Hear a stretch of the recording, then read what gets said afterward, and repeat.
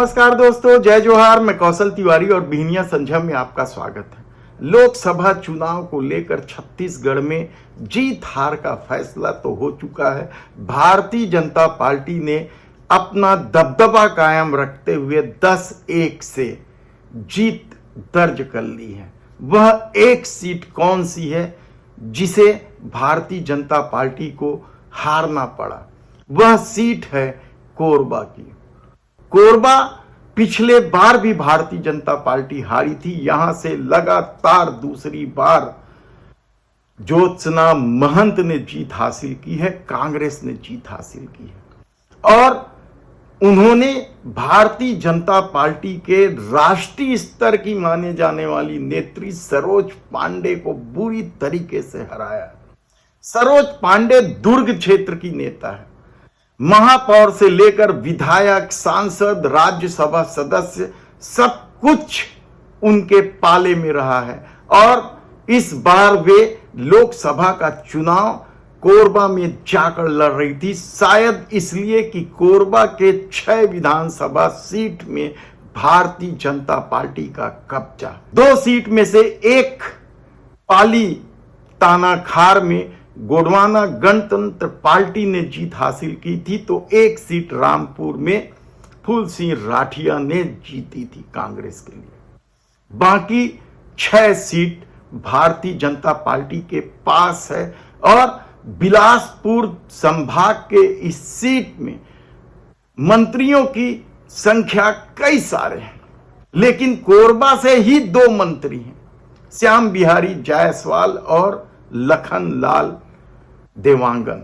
कोरबा शहर से उन्होंने तो लीड जरूर दिला दी है, लेकिन श्याम बिहारी जायसवाल सहित तमाम भारतीय जनता पार्टी के नेता, विधायक सरोज पांडे को बढ़त दिलाने में नाकामयाब रहे और इसकी वजह से सरोज पांडे बुरी तरीके से हार गए। लेकिन अब सवाल उठ रहा है कि क्या सरोज पांडे को जनता ने हराया है या चरणदास महंत की प्रतिष्ठा इतनी बड़ी है कि सरोज पांडे बौनी साबित हो गई, या फिर सरोज पांडे को भारतीय जनता पार्टी के नेताओं ने ही घेराबंदी करके हरवा दिया।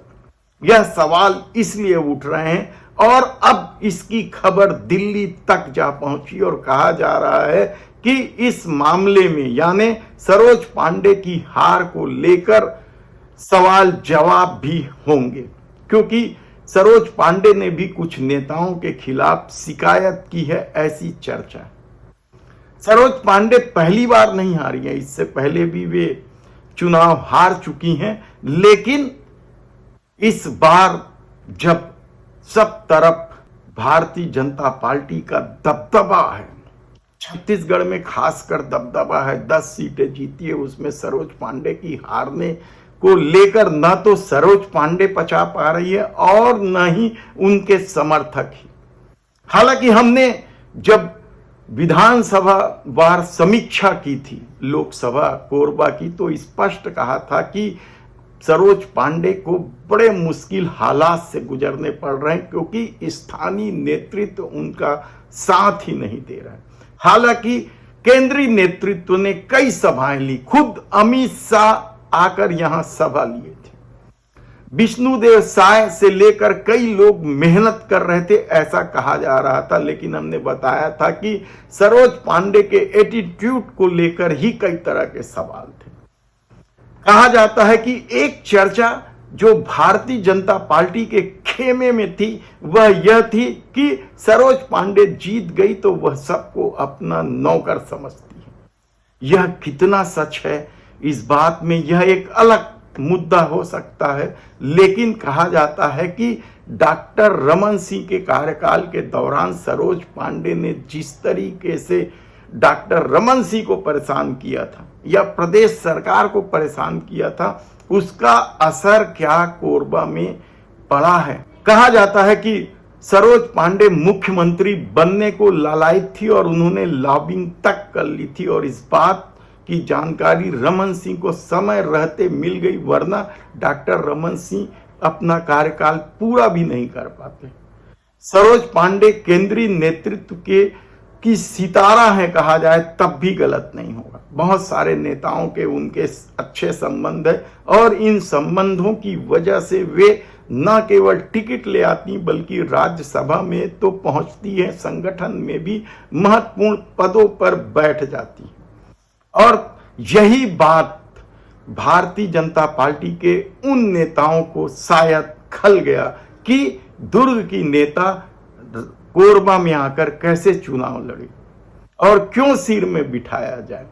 कहा जाता है कि इस पूरे खेल मॉल श्री विहार के एक बंगले में रचा गया था कि सरोज पांडे को किस तरीके से हराया जाए। इस खेल में कहा जा रहा है कि मंत्री लखनलाल देवांगन को भी शामिल किया गया था, लेकिन लखनलाल देवांगन कुछ नहीं कर पाए और कोरबा शहर से सरोज पांडे को 50,000 से अधिक वोटों की बढ़त मिली। और इसकी एक बड़ी वजह जयसिंह अग्रवाल थे या फिर लोगों का मोदी के प्रति आकर्षण। आप कुछ भी कह सकते हैं, लेकिन सवाल तो है कि आखिर सरोज पांडे इस दौर में या प्रदेश सरकार के रहते वह कैसे चुनाव हार गई। यह चिंतन का विषय हो सकता है भारतीय जनता पार्टी के लिए, लेकिन बवाल मचा हुआ है और कहा जा रहा है कि सरोज पांडे इतनी आसानी से पीछा नहीं छोड़ने वाली है। याद कीजिए आपकी दुर्ग में भी जब उनकी पराजय हुई थी तो वे किस तरीके से प्रेम प्रकाश पांडे सहित कई नेताओं से भिड़ गई थी। तो क्या सरोज पांडे की हार से कोरबा की राजनीति में बदलाव होगा? क्या मंत्रिमंडल में भी बदलाव होगा? क्या अगली बार कुछ लोगों की टिकट भी कट जाएगी? कई तरह के सवाल उठाए जा रहे हैं। क्या किसी को कार्ताओ नोटिस भी दिया जाएगा? किसी का निलंबन होगा, निष्कासन होगा, क्या कुछ होगा हम आपको बताते रहेंगे। लेकिन एक बात तो समझ लीजिए कि सरोज पांडे की हार की बड़ी वजह भारतीय जनता पार्टी की अंदरूनी राजनीति भी है।